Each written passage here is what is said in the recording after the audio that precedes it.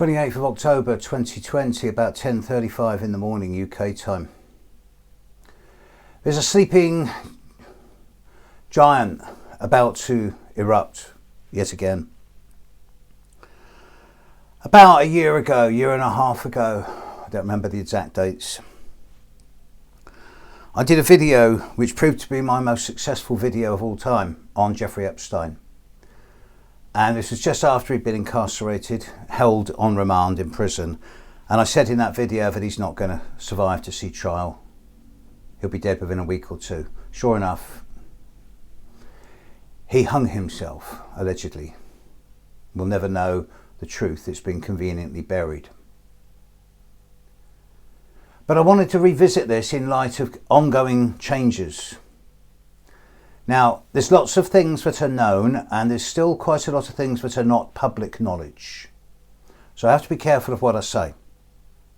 But nevertheless, it is a fact that Jeffrey Epstein was born. What I've found out is recently there's been a birth time for Jeffrey Epstein published. I'm not sure of its authenticity. I got it from a very well-respected astrological website. But Jeffrey Epstein was born on the 20th of January 1953 in New York. And this very well-respected website now gives a birth time for him as being at 3:15 a.m, which actually makes him a Capricorn by about 8 minutes, not an Aquarius.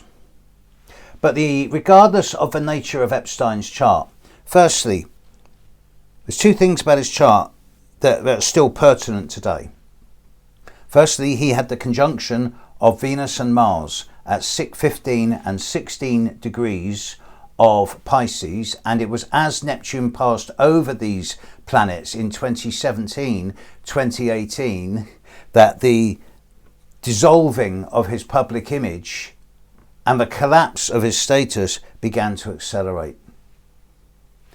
Epstein was born, regardless of whether the sun's at 29 and 59 Capricorn or 00 Aquarius, Epstein was born with the sun on the cusp of Capricorn and Aquarius, squaring his Saturn at 27 degrees of Libra. So at the end of Libra and the very end of Capricorn, start of Aquarius. Remember this.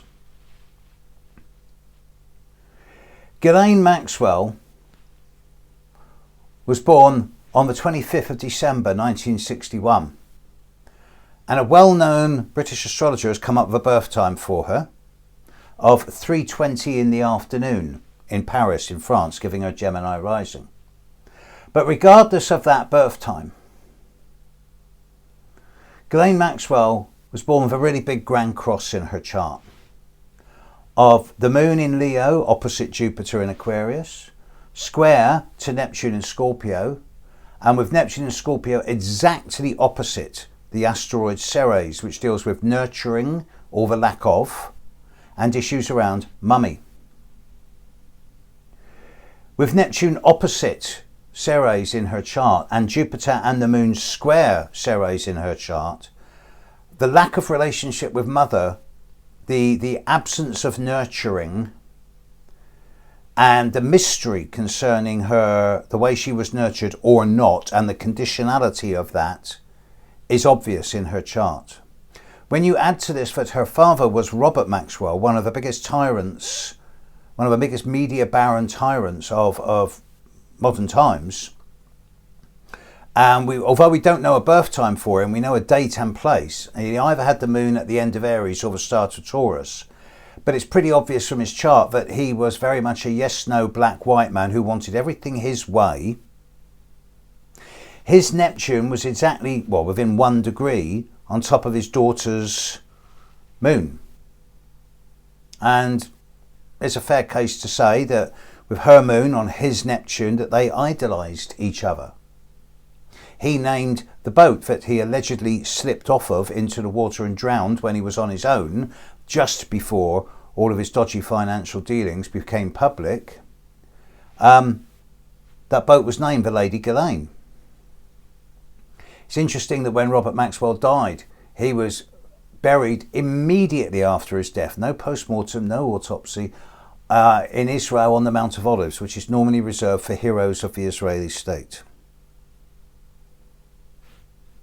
interesting conclusions could be drawn from that. But I'm not here to look at Robert Maxwell, I'm looking at Ghislaine Maxwell.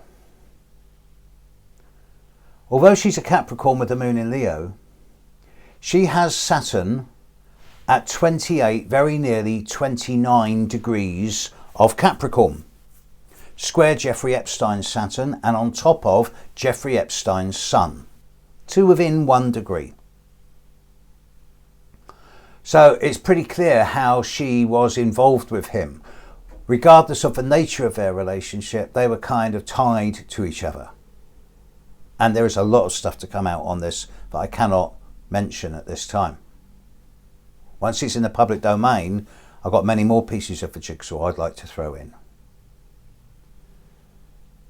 There's a third character involved here, the horoscope of Prince Andrew of England, who is increasingly being seen as a bit of a patsy, a bit of a fool guy. And in truth, in the long run, when this story eventually comes out, which may not happen till after my death, he will be seen not so much as the problem with Prince Andrew and the young ladies, as more other things that Prince Andrew was being used for, involving, well, finances for one. But Prince Andrew, there's a recorded birth time and place for him, was born with the conjunction of Venus and Mars at the end of Capricorn. Mars at 27 Capricorn, Venus at 28, nearly 29 Capricorn, Ceres at 28, right on the edge of 29 Capricorn. So we're seeing Prince Andrew with Venus, Mars and Ceres at 28, 29 Capricorn.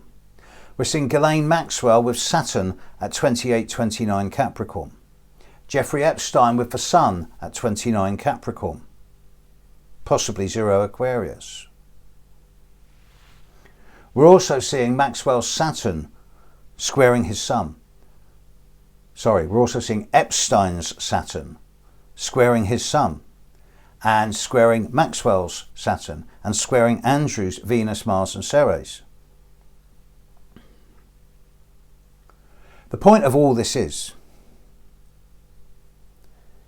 that with Andrew in Purdue trying to re-establish himself and not being able to, with Maxwell in solitary confinement, with Epstein allegedly dead, it seems as if this is a thing that's just going to fade away gradually over the years. Forget it, not going to happen. Saturn and Jupiter will come together at 29 degrees Capricorn, 0 degrees Aquarius, around the solstice time of this year. And I expect this case and this situation to suddenly escalate into the public attention again in the 3rd week of December this year. An unwelcome distraction. And then, in a few years' time, Pluto is going to pass on these degrees as well. So there will be further revelations in 2 to 3 years' time of all this. And this is going to run and run. It's never going to fade away until the whole truth comes out. There is a ferocious DA in America, I think her name is Audrey Strauss, I'd love to have her chart, who's got her teeth into this, and she's a Rottweiler. She's not going to give up until she gets to the bottom of this and finds things out. Meantime, watch the news around the 2nd, 3rd week of December with regard to this case. There are going to be developments, and I watch this case with interest. Catch you later, world. Bye.